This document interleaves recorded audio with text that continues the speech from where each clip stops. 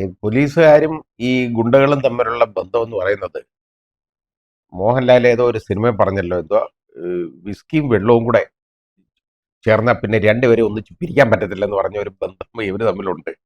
ഇല്ല കാരണം ഈ ബന്ധം ഉണ്ടാവാൻ കാര്യം എന്താ പറയുക, ഇത് മനഃപൂർവ്വം പോലീസുകാരെ പോയി ഈ ഗുണ്ടകളുമായിട്ട് ബന്ധം സ്ഥാപിക്കുന്നതല്ല.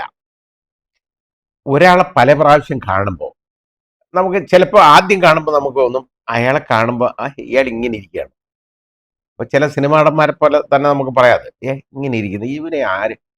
പക്ഷേ കുറെ നാൾ കണ്ടു കഴിയുമ്പോണ്ടല്ലോ ഈ മുഖം നമുക്ക് അങ്ങ് ഇഷ്ടപ്പെട്ടു പോകും. അത് മനുഷ്യന്റെ മനസ്സാണ്. പ്രത്യേകിച്ച് സിനിമാ നടന്മാരുടെ കാര്യം നമ്മൾ എടുന്ന് ആലോചിച്ചാൽ മതി. അവരെ തുടക്കകാലത്ത് പലരെ കാണുമ്പോഴും അയ്യോ ഇവനൊക്കെ എങ്ങനെ ഈ സിനിമയെ വന്നു കഴിഞ്ഞാൽ എങ്ങനെ. നമുക്ക് സിനിമാ നടന്മാരെന്ന് പറഞ്ഞാൽ പണ്ട് പ്രേം നസീറിനെയൊക്കെയാണ് നമ്മൾ, മധു, പ്രേം നസീർ, അത് അവരെയൊക്കെ നമ്മൾ ആലോചിക്കുന്നത്, ജയൻ, ഇവര്. അപ്പൊ ഇവർ മുഖം കണ്ട് ആദ്യം ഇങ്ങോട്ട് കാണുമ്പോൾ നമ്മൾ നോക്കും, നല്ല പഴുത്ത തുടുത്ത് ഒക്കെ ഇരിക്കണം, ഇല്ലെങ്കിൽ അതൊന്നും അല്ലാത്ത ആളുകൾ നമ്മൾ കാണാൻ പോകും. കണ്ടു കഴിയുമ്പോൾ നമുക്ക് അവരെ ഇഷ്ടപ്പെടത്തില്ല ആദ്യം.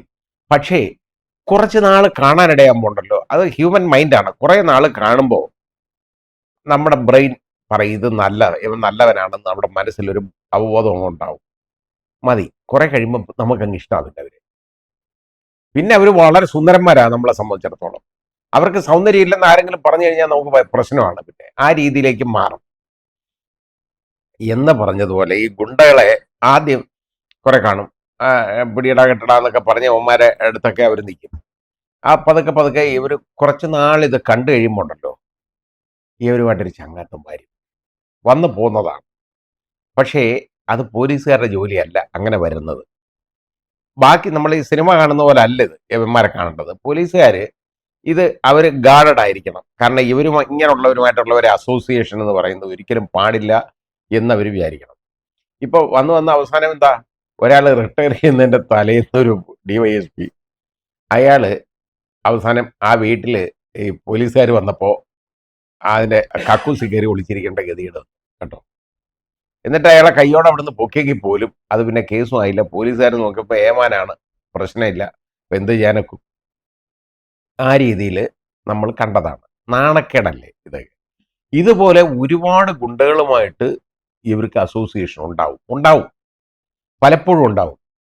അത് ഗാർഡഡ് ആയിരിക്കണം പോലീസ് ഒരിക്കലും. കാരണം ഇങ്ങനെ ഒരു അസോസിയേഷൻ പാടില്ല എന്നുള്ള ഒരു കരുതൽ അവർക്ക് വേണം. അതില്ലാതെ പോകും പലപ്പോഴും. അതാണ് ഏറ്റവും വലിയ പ്രശ്നം വരുന്നത്. ഈ കരുതൽ ഇല്ലാതെ പോയി കഴിഞ്ഞു കഴിഞ്ഞാൽ ഇവരുമായിട്ടുള്ള ചങ്ങാത്തം വരും. അത് വളരെ ഗുരുതരമായ പ്രശ്നങ്ങളിലേക്ക് നയിക്കും. അങ്ങനെ ഒരുപാട് സംഭവിച്ചിട്ടുണ്ട്.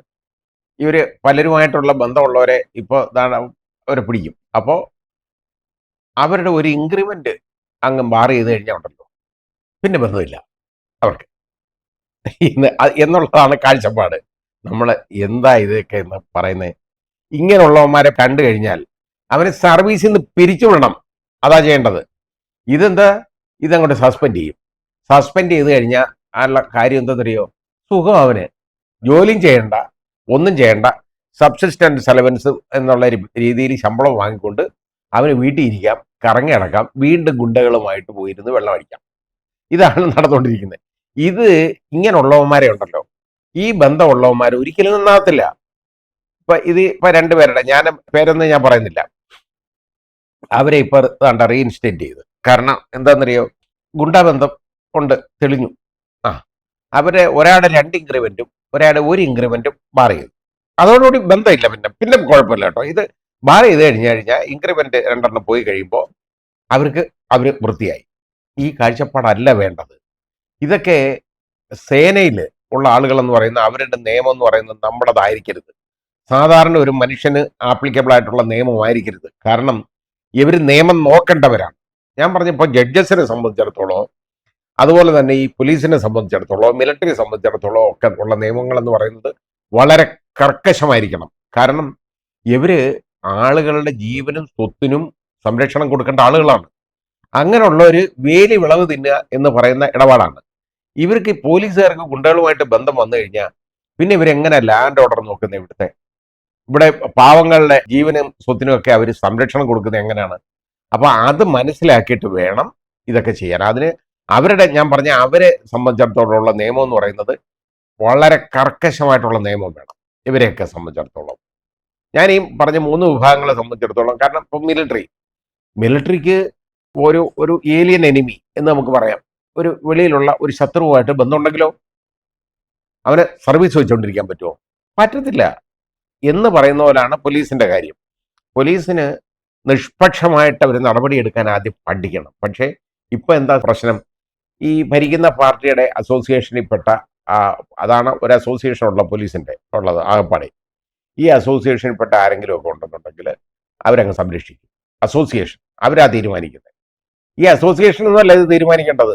ഇത് തീരുമാനിക്കേണ്ടത് ഒരു പോലീസുകാരൻ വൃത്തികേട് കാണിച്ചാൽ അവന് ഇങ്ങനെയുള്ള ഒരു കുഴപ്പമോ കാണിക്കുന്നെങ്കിൽ സർവീസിൽ നിന്ന് അവനെ ടെർമിനേറ്റ് ചെയ്ത് വിടണം. അതാണ് വേണ്ടത്. അതിനൊന്നും ഒരു പ്രശ്നവുമില്ല. ഒരു കോടതി അത് ചോദിക്കുമെന്ന് അതിനെതിരെ പറയുമെന്ന് ഞാൻ വിശ്വസിക്കുന്നില്ല. അത് തന്നെയാണ്. കാരണം മിലിറ്ററി റൂള് തന്നെയാണ് ഇതിന് വേണ്ടത്. കാരണം ഈ പോലീസുകാരെ സംബന്ധിച്ചിടത്തോളം അവരുടെ നിയമം എന്ന് പറയുന്നത് ഞാൻ പറഞ്ഞില്ലേ, വളരെ കർക്കശമായിട്ട് നടപ്പാക്കേണ്ടതാണ്. അവര് സാധാരണയുള്ള ഒരു ഒരു ഒരു ഉദ്യോഗസ്ഥൻ കൈക്കൂലി വാങ്ങിക്കുന്നതിന് കഴിയൊക്കെ വളരെ വലിയ ഒഫൻസാണിത് ഈ കമ്മിറ്റ് ചെയ്യുന്നത്. അങ്ങനെ വരുന്നുണ്ടേ ഇവന് സർവീസ് വെച്ചുകൊണ്ടിരിക്കരുത്. ഇത് ഇവനെ പുറത്ത് നിർത്തി അവന് ശമ്പളവും കൊടുത്തു, സബ്സിഡൻസ് അലവൻസും കൊടുത്ത് അവൻ കറങ്ങിടന്നു. അതിന് ശേഷം വീണ്ടും ഒരു ഇൻക്രിമെന്റ് വാർ ചെയ്ത് അവനെ ഇഞ്ചി കയറ്റി. അതിന് ഈ ബന്ധം തിരിച്ചറിഞ്ഞു കഴിഞ്ഞാൽ, മനസ്സിലായാൽ നിർബന്ധമായിട്ടും തട്ടി വിളി കളഞ്ഞേക്കണം. അപ്പോൾ വേണ്ടെന്ന് വെക്കണം. ഇവിടെ എത്രയോ ചെറുപ്പക്കാർ ഉണ്ട് ജോലിയില്ലാതെ നടക്കുന്നവർ, എത്ര പേരുണ്ട്. പോലീസിലേക്ക് ജോലി കിട്ടാനായിട്ട് ട്രെയിനിങ് വരെ കഴിഞ്ഞതിന് ശേഷം അവർക്ക് ജോലി നിഷേധിച്ചിട്ട് അവരെ സർവീസിൽ എടുക്കാത്ത എത്രയോ പാവങ്ങൾ നടപ്പുണ്ട്. അവരെയൊക്കെ പിടിച്ച് സർവീസ് കയറ്റട്ടെ. ഇതുപോലെ ഈ വൃത്തികെട്ടവന്മാരെ ഇതിനകത്ത് കീപ്പ് ചെയ്യുകയാണോ വേണ്ടത്? ഒരിക്കലും ചെയ്യരുത്. അതിനെ അവർക്ക് സംരക്ഷണം കൊടുക്കുന്നവന്മാരെ പോലും യഥാർത്ഥത്തിൽ കളയേണ്ടതാണ്. അതാണ് ഇപ്പൊ സംഭവിച്ചേക്കുന്നത്. സർക്കാർ ഇതിന് ഒത്തു നിൽക്കരുത്. നിർബന്ധമായിട്ടും ഇങ്ങനെയുള്ളവരെ സേനയിൽ വെച്ചുകൊണ്ടിരിക്കരുത്.